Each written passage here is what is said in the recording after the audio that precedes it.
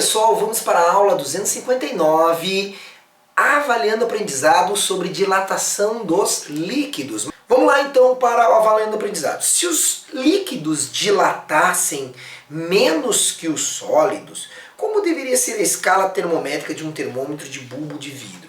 Muito interessante essa questão.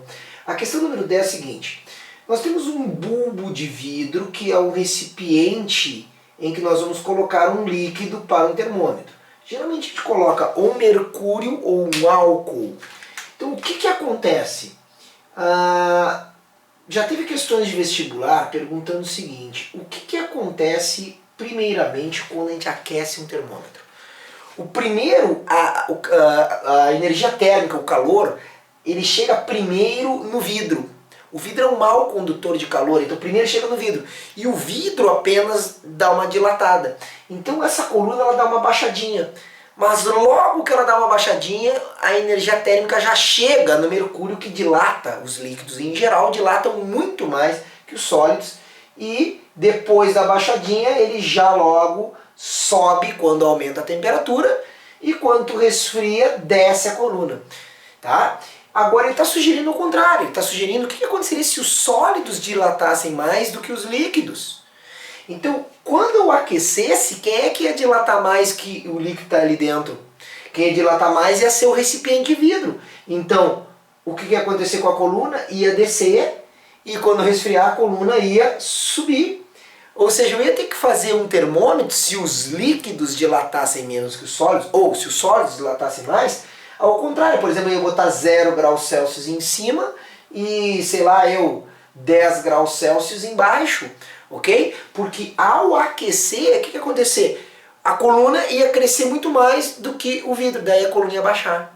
Ao resfriar, ao contrário, a coluna ia encolher muito mais e o líquido ia subir. Interessante nessa suposição aqui do elaborador dessa questão número 10. Então eu teria que inverter aqui os números na escala para medir essa temperatura. Tá? Mas o líquido dilata muito mais do que os sólidos geralmente.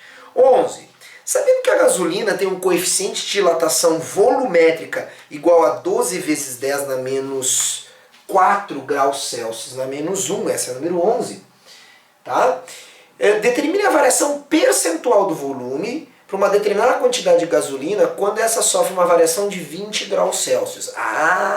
Variação percentual. Estamos falando de dilatação relativa. Lembra? ΔV por V0 é igual a gama vezes ΔT. Essa aqui é a dilatação relativa, me dá o percentual. Notem que ele me deu o coeficiente de dilatação volumétrica. Então, ΔV por V0 é gama 12 vezes 10 na menos 4. Então, 12 vezes 10 na menos 4 graus Celsius na menos 1 vezes uma variação de temperatura de 20 graus Celsius. Corta graus Celsius com graus Celsius e eu vou ter que unidade aqui? Nenhuma, é uma variação percentual. Então, eu vou ter aqui o quê? 20 vezes 12. 20 vezes 12 dá 240. 240 vezes 10 na menos 4. Tá? Vezes 10 na menos 4. Então eu vou ter esse número aqui igual a quanto? Eu vou ter isso aqui igual a 0,24, que é, vamos ver de novo, 1, 2, 3, aqui tem um 20, né? 240, 24, tá certo. Então, 1, 2, 3, 4, é 0,024, ó, tá? Então eu vou, 1, 2, 3, tá aqui. Então 240 vezes 10 a menos 4 é 0,024, beleza? Agora, se eu quero a variação percentual, quanto que dá essa variação percentual? Esse número aqui vezes 100. Sempre essa resposta aqui dá vezes 100, então ΔV sobre V0 dá 1, 2, então 2,4%. Sempre que tu pegar o coeficiente vezes a variação de temperatura, tu tem um número aqui, que não está em percentual. Se tu multiplicar por 100, tu obtém a variação percentual, então. Beleza? Fechou aí então a questão de número 11. Então 2,4% varia da gasolina quando varia a 20 graus Celsius. Próxima. Em um laboratório, um cientista possui um recipiente de vidro com capacidade de 2,5 vezes 10 na 3 centímetros cúbicos. Então o cientista possui um recipiente, um recipiente de vidro. Então o volume inicial do recipiente é 2,5 vezes 10 na 3 centímetros cúbicos. Que será completamente cheio de mercúrio a 0 graus Celsius. Então todo mundo está a 0 graus Celsius completamente cheio de mercúrio. Sabendo que o coeficiente de dilatação do vidro e mercúrio são respectivamente coeficiente, então, completamente cheio de mercúrio. Então o volume inicial do Hg, que é o líquido, também é 2,5 vezes 10 na 3 centímetros cúbicos. Vamos lá. O vidro tem coeficiente de dilatação volumétrica do vidro 4 vezes 10 a menos 5. Então o coeficiente do recipiente de vidro 4 vezes 10 na menos 5. 4,0 vezes 10 a menos 5 graus Celsius na menos 1. Então 4,0. Tá? E 1,8 vezes 10 a menos 4. Então o mercúrio 1,8 vezes 10 na menos 4 graus Celsius na menos 1. Qual que é maior? O do recipiente ou do mercúrio? O do mercúrio. Nota que lá é 10 a menos 5, que é 10 a menos 4. Né? Para comparar, teria que comparar o 0,4 vezes 10 a menos 4 com 1,8. Esse é o maior, então o líquido tem maior coeficiente.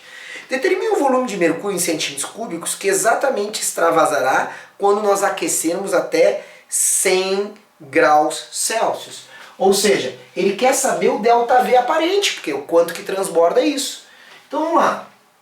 Nós sabemos a seguinte relação. ΔV do líquido, real do líquido, é o quê? É o ΔV do recipiente mais o ΔV aparente. Ele quer saber isso aqui. Então tem que calcular esses dois ΔVs que eu vou saber o aparente, que é o que extravasa, o que transborda. Vamos começar com o mercúrio. O mercúrio dilata quanto? Volume inicial de mercúrio, gama do mercúrio, vezes o delta de temperatura que ele me deu. Ele me deu, vai variar 100 graus Celsius. Então vamos lá. Volume inicial do mercúrio, 2,5 vezes 10 na 3 centímetros cúbicos.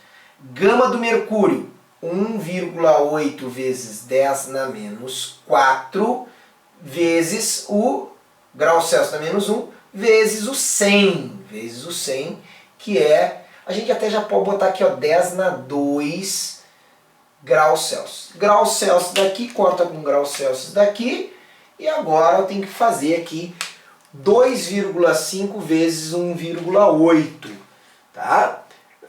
Então, como é que eu posso fazer isso? Vou fazer aqui no cantinho.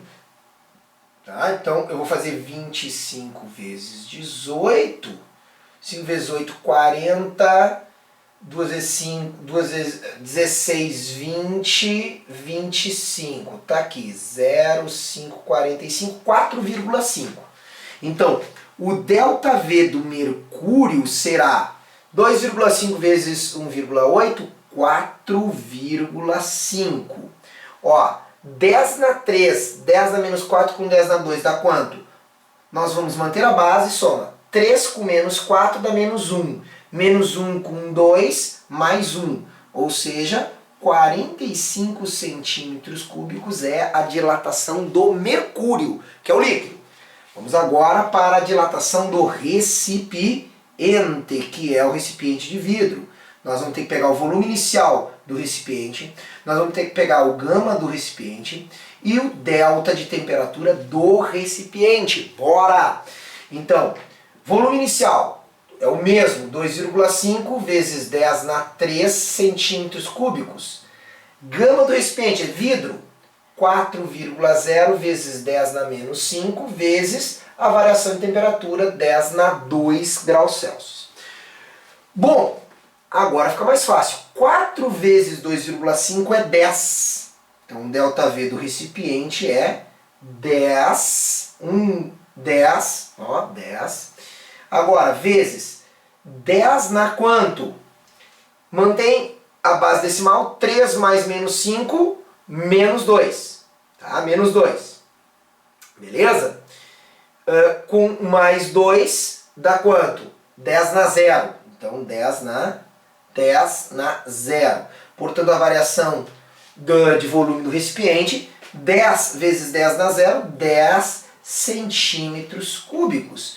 Bom, vamos ver então o ΔV aparente. Ó, toca esse que está somando aqui, ΔV do recipiente para cá. Vai ficar ΔV do mercúrio, que é o líquido, menos o ΔV do recipiente. Portanto, o mercúrio dilatou 45 centímetros cúbicos.